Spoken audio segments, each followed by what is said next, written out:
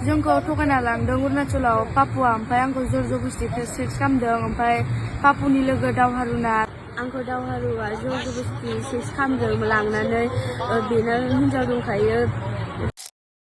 बर' रायजो राजा जोंनि थाखानाय एसटिफोर आंनि मुङा कुमारी गयारी आङो थिलाफारा गामिनि पोस्ट अफिसा मा गोलैयो नोंनिया? जोंनिया बाथासिफोर। खुलुमबाय लोगोफोर बयनिसिमबो फिन खेब बराय हरबाय। दा टाइटेल थाम्बनेलखौ नोंथांमोना नुखाबाय जानांगौ। दिनैनिया मोननै आपडेट जागोन दे लोगोफोर सनाफोर मोननै आपडेट जागोन।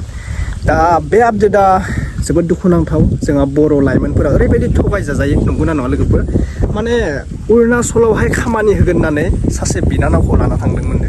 दा बे बिनानावखौ मा खालामखो जर जबस्ति बियो माने गाज्रि खामानि मावदों होननाय जोंहा बिनानावनि खुगानिफ्राय जों खोनानो मोन्दों। थिग आंनो सासे ब्रादारा शेयार खालामहरदों ब्रादार होना होननानै। दा मानि थाखाय होनो थाखाय आंखौ शेयार खालामदों मोनथिबायना?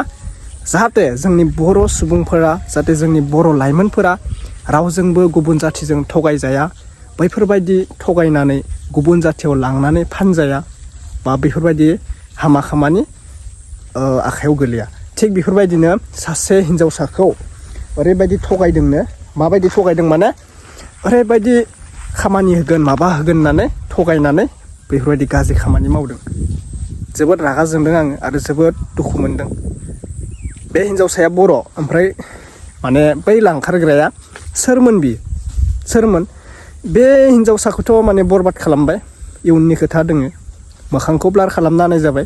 मानो होनबा इयुन लाइमोन सिख्लासो नालाय इयुननि खोथा दोङो। बेफोरनि बिमा बिफाया मुर्ख नामा? मुर्ख नामा बिमा बिफाया? जे बेफोरबायदि उन्दै उन्दै लाइमोना दानियाव खामानि मावनाय ना फरायनाय दिन बेखौ बुंसन। बिसिनि गथ'आ खामानि मावनाय ना फरायनाय दिन? जानांगौ न'खरफोराव एसे उसुबिदा जानांगौ, अब्लाबो बिमा बिफाया एसे सेभ खालामनाया मोजां। 18 इयार्सनि सिङाव जानाय गथ'फोरखौ मालाबाबो जेमान गैयानो जाथों खामानि मावनो हेंगारहरनायानो आंनिबा गोरोन्थि होनना बुंजायो। मानो होनबा हौवा मानसिनि आखुआ जोबोद गाज्रि।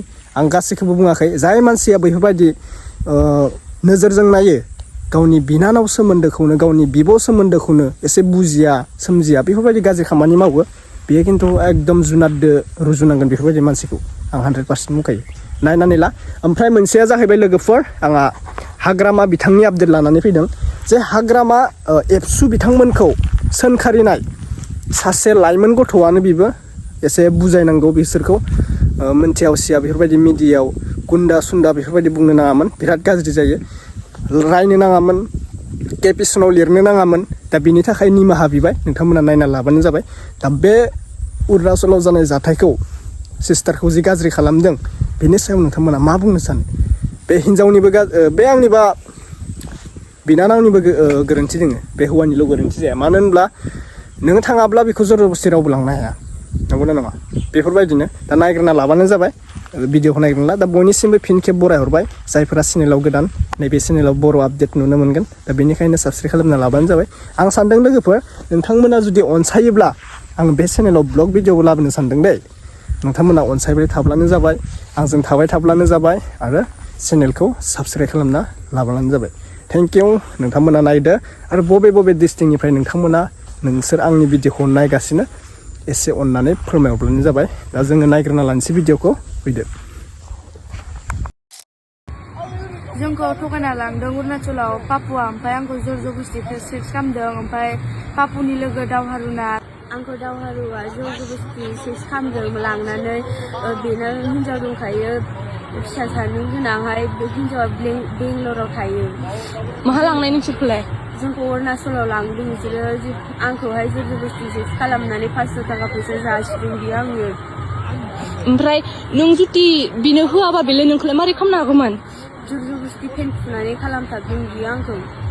नोङा नोंदोलाय मारै कन्टेक्ट जानायमोन बेलाय? आं जेबो मिथिया, बेखौ सिनायाबा आङो। ओमफ्राय आंनि लोगोआ मिथियोमोन आरोना, बे लोगोनिफ्रायसो नाम्बारखौ लानानै बियो आंखौ माबादों। ओमफ्राय आंनि लोगोखौसो लिंहरदोंमोन, ओमफ्राय आङोहाय लोगोफोरजों थांफादोंमोन लोगोजों। नों मा गामिनि? आंनो बैग्रिबारि। नोंहा बैसोआलाय बेसेबां? 15। ओमफ्राय बैग्रिबारिनि मा नाम नोंलाय? रंगिना। मबे बैग्रिबारि? गट खाथिनि। गट खाथिनि? नोंनि नामखौ गोसा बुं रंगिना रंगिना मा लिरो नार्जारि हिन्दु ना खृष्टान हिन्दु नों दा दावहारुखौ लादों मिथिबाय मानो नांला नोंसोर उन्दुबाय सेक्स जाबाय माथो सानै गथ' दंनो ओमफ्राय हिन्जावा बेंगालराव थायो बिसोरो ओमफ्राय जोंखौ जबरदस्ति लांनानै फैसा होनानै खामदों आरोना ओमफ्राय जोंहा न'खराव मामा बाबा आंल'सो दं मामानि नामालाय मा नाम मामानि नामा सन्देसुरि बसुमतारी ओमफ्राय बाबानि बाबानि नामा प्रसेनजित बसुमतारी ओमफ्राय आंनिया टुनु बसुमतारी नों सिनाया गारालाय मारै थांखो आङो पापुखौ सिनायखायोमोन ओमफ्य दावहारुखौबो सिनायामोन आब' दावहारु बे सिनायाबा मारै उन्दुखो ओहो माने बिसोरो लिंहरदोंमोन ओमफ्राय आं टुनुजों थांबाय आरो ना लिंहरनायाव थांनाय डिसेम्बर दाननि 1 थारिखआव बिथां कुमारी गयारी बिथाङा मोनसे बा मोनब्रै पस्ट होफ्लांदोंमोन माखासे गावनि फेसबुक पेजाव क्लेरिफिकेसन लानो सानदों बेखिनियाव नोंथांमोना खोनासंलांबानो जाबाय बिथाङा गावनि खुगानि रावजोंनो बिथांखौ गावनि सिनायथिखौ आं लाग्रोनो थाखाय बुंग्रोबाय गिबियावनो खुलुमबाय जोंनि गासै बर' रायजो राजा जोंनि थाखानाय एसटिफोर आंनि मुङा कुमारी गयारी आङो थिलाफारा गामिनि पस्ट अफिसा मा गोलैयो नोंनिया जोंनिया बाथासिपुर थानायालाय थानाया दिखियाजुलि डिस्ट्रिक्टआ सनितपुर आसाम आच्छा नोंथाङा थांनाय डिसेम्बर 1 थारिख खालि मोनसे मोननै बा मोनथाम पस्ट होदों नोंथाङा मोनसे जोंनि नैबे जाखिनि थासारि सोलिबाय थानाय जोंनि एसटि होनाय होयि बहुत पस्ट होदों होननानै जोङो माबायाव नुदों थ' बिनि सायाव मा साननानै नोंथाङा बेफोरबायदि पस्ट होनाय सानस्रांनो हायो आङो बेफोरबायदि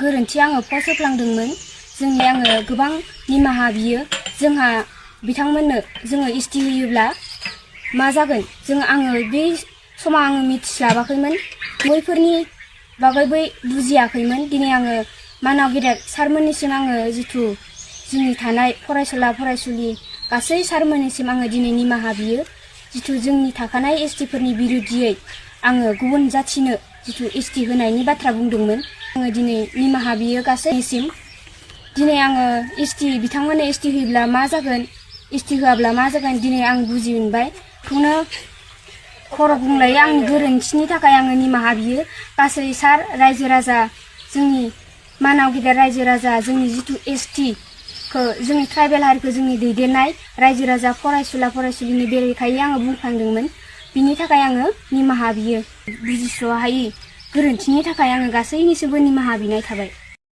भिडिअखौ नोंथांमोना नुखाबाय दा कमेन्ट खालामनानै बुंहरदो नोंथांमोना बे गोरोन्थिया सोरनि दा लाइमोन सिख्ला गथ'फोरा बेफोरबायदि माबा होनाङामोन दा बे गथ'फोर सिख्लाफोरखौल' बुंबा जाया सेंग्राफोरखौ बुंनांगौ मानो होनबा जोंहा सेंग्राफोराबो ओरैबायदि मानसि दोङो माने गावनि बिनानावना सोमोन्दोखौ बुजियो ना गावनि बिब'नि सोमोन्दोखौ बुजियो बिराद गाज्रि दै बेफोरबायदि साननो नाङा दा आंनि बुंनायाथ' जों बुंनानै बुजायनो हाया रावखौबो आजिखालि सबबो दिमाग दंखायो दा बे दिमागनि गेजेरावनो दिमागनि मोजां खामानिबो मावनो रोंनांगोन ना दा बेखौनो बुङो सोरबा बुंबा बांद्राय बुजायदो माबादो बेफोरबायदिसो बाथ्रा बुंनोबो हागौ दा बेनिखायनो आं बांद्राय बुंला गावसोरनि बिमा बिफा गावसोरनि बिदा फंबाय नङाब्लाबो जोङो न'नि आंगो बा फंबाय बा बिदा हिसाबै जोङो एसे भिडिअनि गेजेरजों नलेज होफायो बेखौ गाज्रि मोननो नाङा नंगौना नङा लोगोफोर दा बेनोसै थेवब्ला नोंथांमोना कमेन्ट खालामनानै बुंहरदो